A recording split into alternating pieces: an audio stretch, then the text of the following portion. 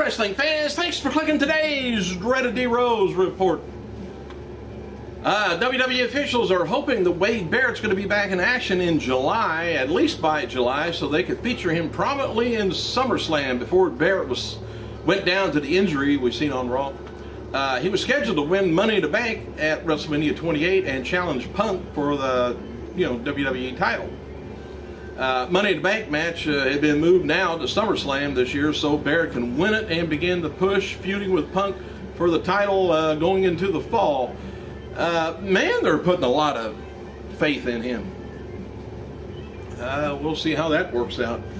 All right, a little update on Jim the Anvil Neidhart. He remains in the Hillsborough County Jail today after being arrested for contempt of court yesterday. And it appears Neidhart was arrested for contempt while he was in court to answer previous charges.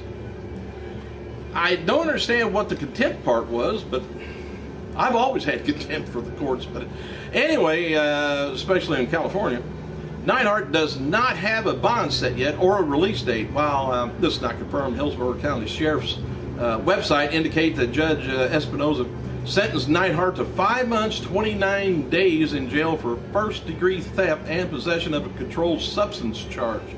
No word yet if the jail sentence was suspended or any part of it, or if Neidhart must serve the full 5 months, 29 days. As soon as I get an update on it, I'll let you know. You just don't do no contempt stuff in court. If you're in contempt, do it when the hearing's over with. Judge ain't around. William Regal, he's headed to Tampa, Florida to participate in tonight's tapings. It sounds like he's going to be wrestling FCW standout student Dean Ambrose. Matches for today's WWE Superstars includes Hunico taking on Gabriel, Phoenix taking on Kelly, and tag team action with Truth Kingston taking on Rex and Hawkins. WWE.com's published a photo gallery of dream opponents they would like to see Undertaker face at WrestleMania. Those pictured are Sting, Andre the Giant, Randy Savage, Rey Mysterio, One Man Gang, Bret Hart, Bruiser Brody, and Mr. Perfect, among others, which, if I recall and I think back, he's wrestled just about everybody that's on that list at one time or the other, so not really too much dream match, but not at WrestleMania. Scott Hall, he was released from WWE-sponsored rehab on March 6th, and Hall visited the Team Vision Dojo in Orlando on March 7th with his son Cody, who's been training to be a pro wrestler. Hall was said to be doing very well. Today, WWE had added the Rock concert from Monday's Raw Super Show on downloads for iTunes. Song was set to the tune of Elvis's Jailhouse Rock. This past weekend was the first time in a while that Mark Henry was over his injuries enough that WWE didn't book him to any situations to protect him. And WWE Kelly, she was filming an interview with Maria Munoz, which is beautiful, of Extra TV today. And the website has an interview up with Eve Torres and Beth Phoenix expressing frustrations with Munoz. Didn't choose them to be a guest on her show. And speaking of Kelly, she granted her first wish with the Make-A-Wish Foundation at recent Raw show in Boston, Massachusetts.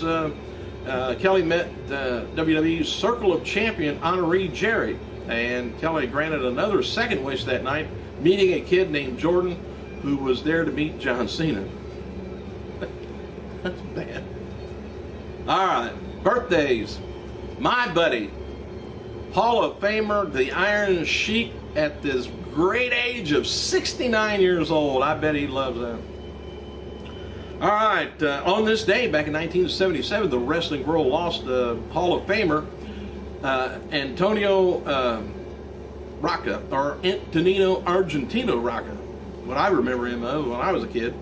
Anyway, he was only at 49 years old, debuting in 1942, the native of Argentina. Although he was brought to Italy, he moved to Argentina around 10 years old, and Rocca was the pioneer of the high-flying aerial style wrestling. He had thighs on him bigger than my waist, and the sucker used to he had a hell of a spring to him. Jump over anything, anybody. In fact, I think he used to just leap over the top rope coming into the ring. As noted before, USA is going to be airing a special for The Rock and John Cena on Monday, March 26th, 8 p.m. before Raw that night. And the new title of the special is Rock/Cena. Once in a lifetime. Let's don't stretch things too much now. After it airs on Monday going into Raw, USA is going to be playing it again on March 31st at 9 p.m. Rather, 9 a.m. Matt Hardy and Reba Sky, they're going to be appearing at the MCW Pro Wrestling event, Alliance, Ohio, this Friday night at 7 p.m. Hopefully they show up. Steve Austin, he revealed on his BrokenSkullRanch.com blog that he is heading back to the ranch this week to meet up with Shawn Michaels and his McMillan Ranch Adventures crew. And Austin and Michaels are going to be hunting for an upcoming season of the Shawn Show on the Outdoors channel. I'm not sure what they're hunting, but they're going to be hunting. And as noted before, word is that The Rock versus John Cena will close WrestleMania, while Taker and Triple H will go somewhere in the middle, and Punk versus Jericho has been discussed to do the opening.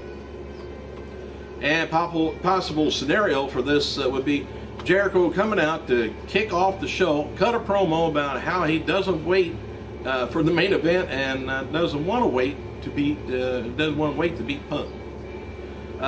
Natalya wrote filing about her extra Maria Menounos. Natalya says, heard there was some buzz over extra. I hope she knows that what she's getting herself into, wrestling is a tough sport. Still haven't heard about what the match is going to be yet. I'm sure it's going to be a tag match. FCW star Seth Rollins, he has a new page up on Facebook.com/WWE Rollins. He confirms that's his Twitter page. FCW has named Paige, Paige, not the other page, as their latest Diva of the Month. She's a second-generation talent from England, formerly known as Brittany Knight. And there's a new promo of the anti-diva on the internet, and I went to look at it, and WWE took it down because of copyright. Well, don't want to make sure we promote anything there for WWE or FCW. Anyway, here's some TNA attendance figures, which it just baffles me how they can't get enough people into that arenas to watch TNA. They're great shows. So anyway, on March 8th, Highland Heights, Kentucky.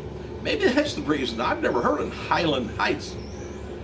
Drew 800 fans. On March 9th, Corbin, Kentucky drew by 350 fans. And March 10th, Pikeville, Kentucky drew 500 fans. Why don't they go to Louisville? Maybe they can't afford it or something. I don't know.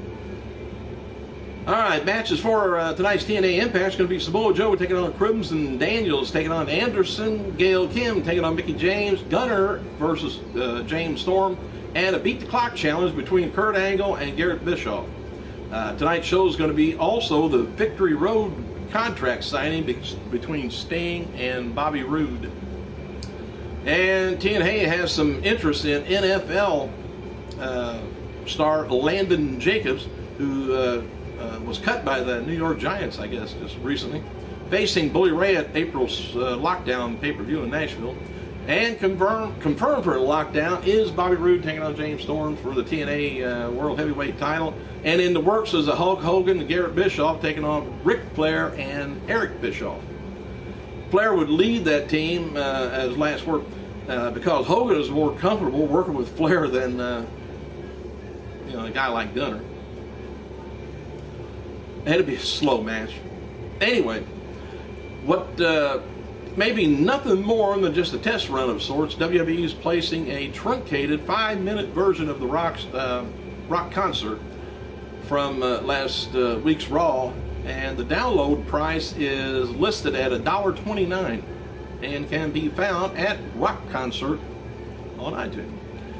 Harry Smith, who formerly was known as David Hart Smith, while working in WWE, revealed to PWTorch.com that he plans on having his first MMA fight in 8 months to a year, depending on the advancement of his fighting ability and whether or not he can get offered a fight from various promotions, admitting that he needs more time to season. So do I. Thanks for clicking, you guys. I gotta go.